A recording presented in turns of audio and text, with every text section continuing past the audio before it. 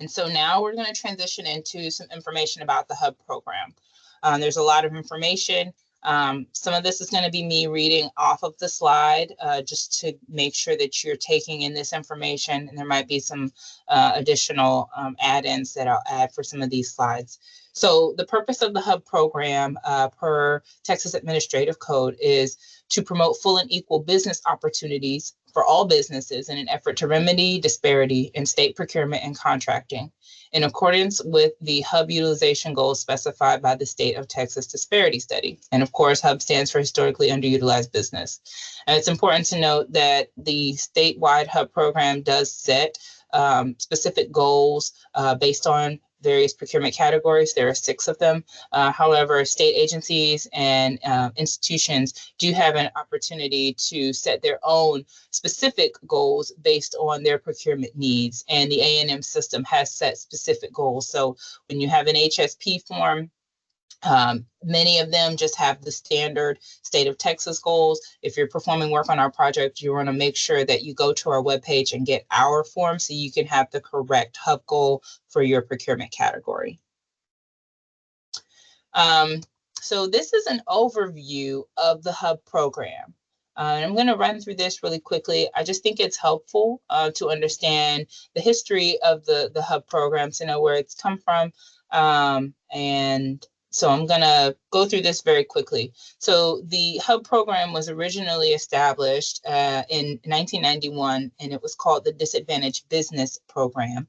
It was established by the 72nd legislature, and it was to be administered by the Department of Commerce. However, in 92, it transferred to the General Services Commission.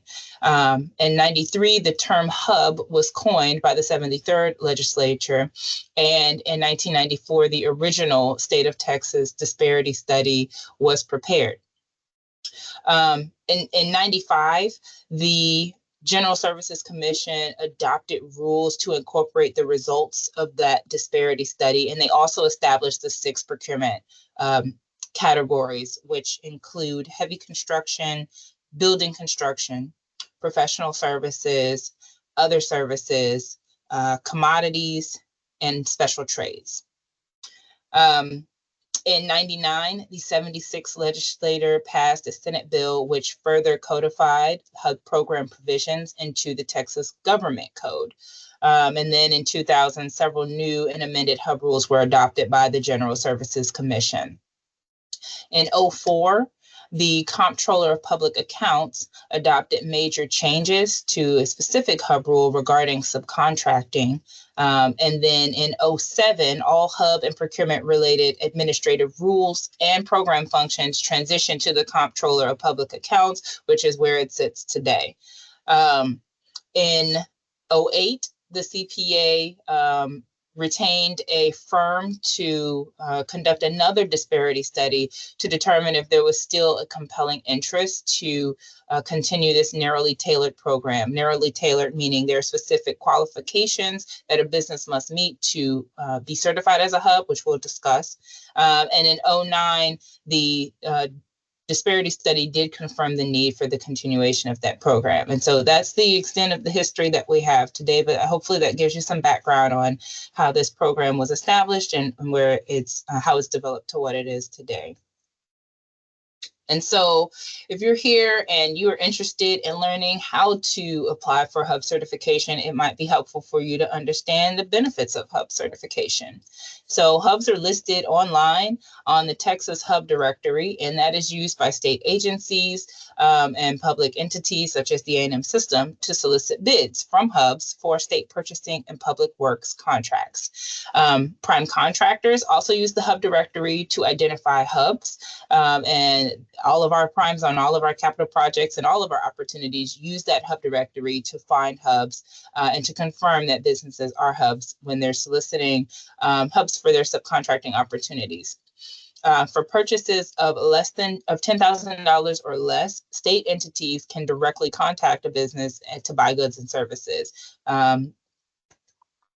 The Texas HUB directory is also searched by vendors who are looking for HUBs to include on their subcontracting plans for projects of $100,000 or greater. And this is a good point to add the A&M Systems HUB Program Office primarily reviews contract opportunities that are $100,000 or greater, because those opportunities are required by government code to include a HUB subcontracting plan.